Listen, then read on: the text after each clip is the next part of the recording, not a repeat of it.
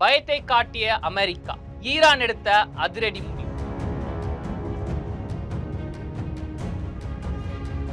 மத்திய கிழக்கின் போரின் விளைவால் உலக நாடுகளின் சோழியை முடிச்சுவிட்ட டொனால்ட் ட்ரம்ப்.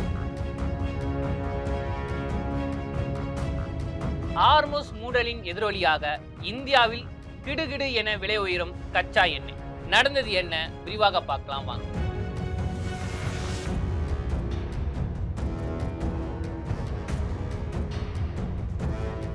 தமிழ்நாட்டுல எல்லாமே சேஞ்ச் ஆயிடுச்சு. உங்க நகையையும் சேஞ்ச் பண்ணுங்க. உங்க பழைய நகைக்கு கிராமுக்கு 150 ரூபாய் கூடுதலா வாங்கி புது நகை எடுத்துக்கோங்க. அதே கம்மி சேதாரம் தான் உங்க லலிதால மட்டும்தான். ஆச்சி மசாலா, எந்த சமையலும் ருசி தேடும் ரகசியம் 20 ரூபாய். ஹாய் வியூவர்ஸ், மத்திய கிழக்கு பகுதியில் என்னதான் நடக்குது? திடீர்னு போருன்றாங்க, திடீர்னு உடன்படிக்கைன்னு சொல்றாங்க, திடீர்னு போர் ஸ்டாப் ஆகுதுன்னு சொல்றாங்க, திடீர்னு நாங்க தாக்குதல் பண்றோம்னு சொல்றாங்க. திடீர்னு நாங்க எந்த ஒரு தாக்குதலும் பண்ணல, அவங்க தான் ஃபர்ஸ்ட் ஸ்டார்ட் பண்ணாங்கன்னு சொல்றாங்க. இந்த பக்கம் அமெரிக்கா, ஈரான் போர் நடவடிக்கை மீறிட்டாங்க, ஒப்பந்தத்தை மொத்தமா கொலாப்ஸ் பண்ணிட்டாங்க அப்படின்னு இப்படி மாத்தி மாத்தி மத்திய கிழக்கு பகுதியில் ஒரு குழப்பமான சூழ்நிலை உருவாயிட்டு இருக்கு. இப்போ இதுக்கு இடையில ஈரான் நேற்று ஒரு பயங்கரமான அறிவிப்பை அறிவிச்சிருக்காங்க. என்னன்னு சொல்லியிருக்காங்கன்னா, ஹார்மோஸ் மீண்டும் மூடப்படுகிறது அப்படின்னு ஒரு அறிவிப்பை கொடுத்துருக்காங்க. எதுக்காக இந்த அறிவிப்பு கொடுத்துருக்காங்கன்னா, அதுக்கு ஒரு 3 முக்கியமான விஷயத்த அவங்க முன்வைக்கிறாங்க. நாங்கள் இதன் காரணமாக தான் ஹார்மோஸ் நாங்கள் இப்போ மூடுறோம் அப்படின்னு அதான் சொல்லுவாங்க. விடிந்ததும் இப்படி ஒரு அதிர்ச்சியான செய்தியா அப்படின்னு சொல்ற விதமாக தான் இந்த ஹார்மோஸ் மூடுனது அமெரிக்கா, இஸ்ரேல், ஈரான், ஏன் இந்தியா உட்பட உலக நாடுகள் அனைவருக்குமே ஒரு பயங்கரமான ஒரு சவாலை தான் உருவாகி இருக்கு. ஏன்னா ஹார்மோஸ் வழியாக தான் இதுக்கு முன்னாடி வணிக கப்பல் எல்லாமே வணிகம் பண்ணிட்டு இருந்தாங்க. மீண்டும் ஹார்மோஸ் மூடப்படுகிறது அப்படின்னு சொன்னோன்னே என்ன செய்யறதுனே தெரியல.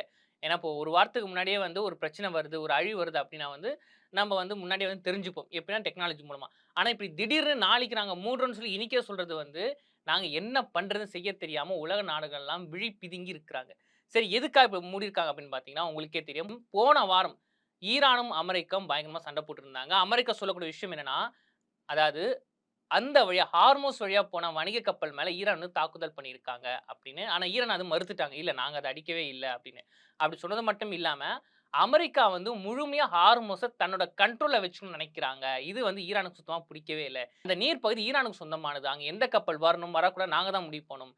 இந்த மாரி தேவையில்லாத விஷயங்கள அமெரிக்கா மூக்க நுழைச்சு பெரிய பிரச்சனைய உருவாக்குது. அதனால நாங்க ஹார்மோஸ மூடுறோம். அதுக்கு அவங்க சொல்லக்கூடிய மிக முக்கியம் 3 காரணங்கள்ல முதல் காரணம், அமெரிக்கா தொடர்ந்து 3வது நாளா ஈரான் மேல தாக்குதல் பண்றாங்க. இதுக்கு முன்னாடி ஈரான் அந்த கப்பல அடிச்சாங்க. அதுக்கு நாங்க தாக்குதல் பண்றோம்னு சொல்லி அமெரிக்கா ஈரானுக்கு சொந்தமான 20க்கும் மேற்பட்ட இடங்கள்ல தாக்குதல் பண்ணாங்க. அதுவும் ஆயதுல்லா கமேனி அவர்கள் இறுதி சடங்கு நடக்கும்போதே ஈரான் இப்படிப்பட்ட ஒரு தாக்குதல் பண்ணியிருக்காங்க. அதுவும் ட்ரம்ப் என்ன சொன்னா, நாங்க அங்கேயே தாக்குதல் பண்ணியிருப்போம்.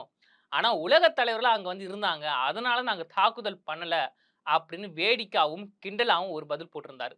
அது மட்டும் இல்லாம ஈரானும் சும்மா விடாம அதுக்கு பதிலடி தர்ற விதமா பக்ரைன், குவைத்ல இருக்கிற அமெரிக்காவோட ஸ்பேஸ அடிச்சாங்க. ஆனா அமெரிக்கா குடுத்த தாக்குதலுக்கு ஈடா கேட்டா இல்லவே இல்ல. அவங்க ரொம்ப ரொம்ப குறைவா தான் தாக்குதலே பண்ணாங்க. அதே உலக நாடுகள் வியப்பு ஏற்பட்டுச்சு. எப்பவுமே அமெரிக்கா தாக்குதல் பண்றாங்கன்னா, அதுக்கு சமமான இணையான தாக்குதல தான் ஈரான் பதிலடியா குடுப்பாங்க. ஆனா இப்போ ஈரான் அந்த அளவுக்கு தாக்குதல் பண்ணவே இல்ல. ஆனா அதையும் தொடர்ந்து 3 நாளா அமெரிக்கா ஈரான தாக்குதல் பண்ணிட்டு இருக்காங்க. இதனால ஈரான்ல இருக்க முக்கிய தளங்கள், மின்சார நிலையங்கள், குடிநீர் இடங்கள் இது எல்லா இடமும் பாதிப்படைஞ்சிருக்கு. 2வது காரணமா ஹார்மோஸ அமெரிக்கா மறைமுகமா அவங்களோட கண்ட்ரோல்ல கொண்டு வரணும்னு பார்க்குறாங்க. அதனால தான் அன்னைக்கு கூட ஈரானுக்கும் சொந்தமான நீர் வழிய விட்டுட்டு மறைமுகமான வழியா அத ஓமன் கடல் வழியா வணிகம் செய்ய நினைக்கிறாங்க. இது ஈரானுக்கு சுத்தமா பிடிக்கல. 3வது ஒரு காரணம், அமெரிக்கா தொடர்ந்து இனிமே போர் பண்ணது மட்டும் இல்லாமல் அவங்க கொடுத்த ஒரு ஸ்டேட்மெண்ட்.